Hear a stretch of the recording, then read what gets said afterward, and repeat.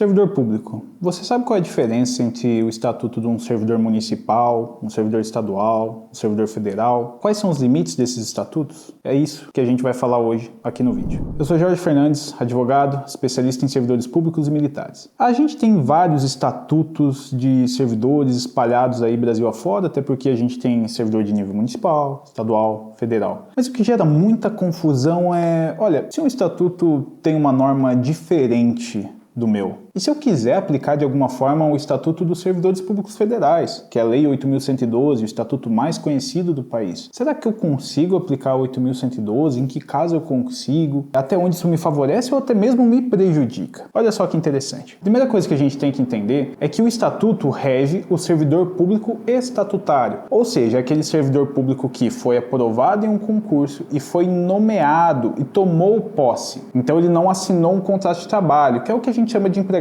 público. O servidor público estatutário se submete a esse estatuto. Olha só que interessante. A gente tem como regra que a autonomia desses estatutos é enorme, ou seja, em tese não há um limite previsto, porque justamente é uma discricionariedade política, uma discricionariedade da administração pública decidir o que ele vai dispor nesse estatuto, quais serão os direitos, deveres, limites do servidor público nesse estatuto dos servidores daquele determinado local, ou seja, do município, do estado e, em âmbito federal, a Lei 8.112. Acima de tudo, o Estatuto é uma decisão, é uma discricionariedade, uma gestão política. Por isso, a regra é que a autonomia desses estatutos é plena. Como a gente tem essa ampla autonomia por parte dos estatutos, a gente vai ter que buscar resposta na orientação e na decisão de tribunais superiores aqui no Brasil. E o principal tribunal, o responsável pela aplicação da lei, é justamente o Superior Tribunal de Justiça, o STJ, aplicação da Constituição, o STF. Então, o STJ ele tem algumas posições muito interessantes sobre a aplicação de determinados direitos nos estatutos dos servidores públicos. Por exemplo, quer ver uma situação que ele apreciou? Quando um servidor público está sofrendo um PAD, um processo administrativo disciplinar, a 8.112 fala que ele não vai poder aposentar até esse PAD ser resolvido. Ou seja, se ele pedir uma aposentadoria, esse processo de aposentadoria administrativo vai ser suspenso até que seja apreciada a questão do PAD dele. Porém, lá no estado do Paraná, o Estatuto do Paraná não dispõe da mesma forma. A 8.112 tem essa lei, tem esse artigo expresso na lei, já o Estatuto do Paraná não tem. Porém, lá no Paraná, teve um auditor que passou por essa situação. Ele queria se aposentar, mas ele estava sofrendo um processo administrativo disciplinar e a administração suspendeu a aposentadoria dele. Ele levou esse caso para o STJ, falando que era ilegal essa atuação porque não estava previsto no Estatuto do Paraná. A questão é, para quem o STJ deu razão? O STJ deu razão para o Estado do Paraná, porque ele entendeu que é possível aplicar subsidiariamente, nesse caso, a 8.112, ainda que o Estado do Paraná não tenha expressamente previsto a limitação quanto a essa suspensão. E não só isso, o STJ ele também trouxe alguns outros parâmetros. E daí a gente constrói mais ou menos o cenário de aplicação dos estatutos, ou seja, quando a 8.112 vai se aplicar subsidiariamente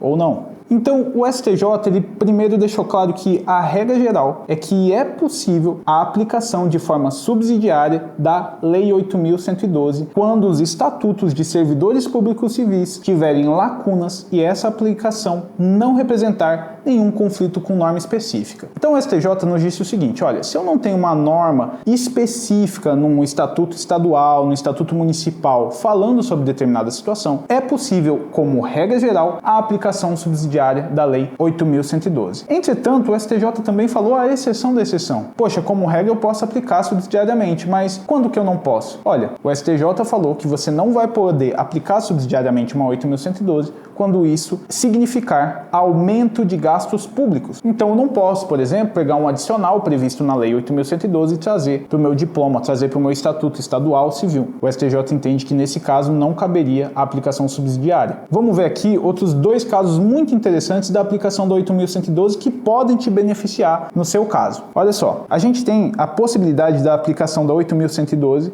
quando há a remoção para acompanhamento de cônjuge. Lá na 8.112 é possível que haja uma remoção para que o servidor público acompanhe o seu marido ou a sua esposa, caso ele tenha sido transferido para uma outra região, ou seja, removido para uma outra região. Ou seja, esse servidor público que é servidor federal, ele vai ser removido junto também. Só que tem vários diplomas, vários estatutos estaduais e municipais que não têm esse mesmo dispositivo. Então, se eu sou um servidor municipal, às vezes o meu marido foi removido para uma outra região, foi removido para um outro estado, porque ele é servidor federal, e eu, por ser servidor municipal, não posso ser removido, eu tenho que continuar no município. Ou seja, ou eu peço uma licença do município para que eu acompanhe ele sem remuneração, ou eu peço a exoneração do cargo. Nesse caso, o STJ entende que é possível aplicar subsidiariamente a 8.112 para beneficiar o servidor que queira acompanhar o marido ou a esposa que foi removido para uma outra região. Além da situação envolvendo a remoção para acompanhamento de cônjuge, a gente também tem um caso envolvendo a guarda de pessoa com deficiência, ou seja, a possibilidade da redução de jornada para a pessoa responsável por pessoa com deficiência, para aquele servidor responsável por pessoa com deficiência. Nesse caso, quem apreciou foi o próprio STF, nem o STJ. Ele reconheceu que aquele direito estampado lá na Lei dos Servidores Federais, a 8.112, que possibilita 50% da redução de jornada para responsáveis por pessoa com deficiência, também vai ser aplicado para aquele servidor público civil, estadual ou municipal. Ou seja, ele não vai se limitar aos servidores federais, apesar de estar previsto no Estatuto dos Servidores Federais.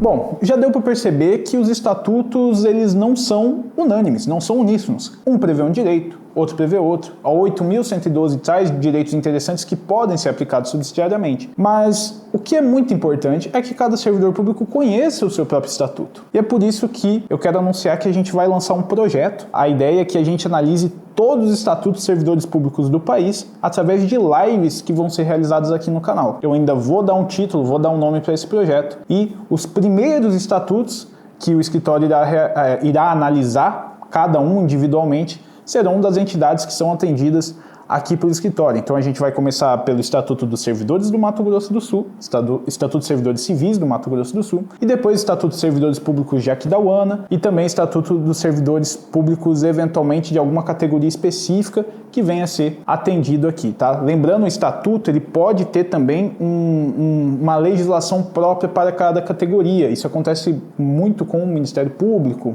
Judiciário. Então, além do estatuto do servidor público, também pode ter uma legislação própria para determinada categoria, que seria ali, não é um estatuto em si, né? Mas é uma legislação também muito importante e que afeta com certeza os direitos e deveres dos servidores que estão nessas categorias. Bom, pessoal, o vídeo de hoje era esse. Se você quer acompanhar esse projeto que vai ser realizado no canal da análise desses estatutos, inscreva-se aqui embaixo, deixa o like para apoiar o nosso trabalho e acompanhe também nossa jornada nas outras redes sociais.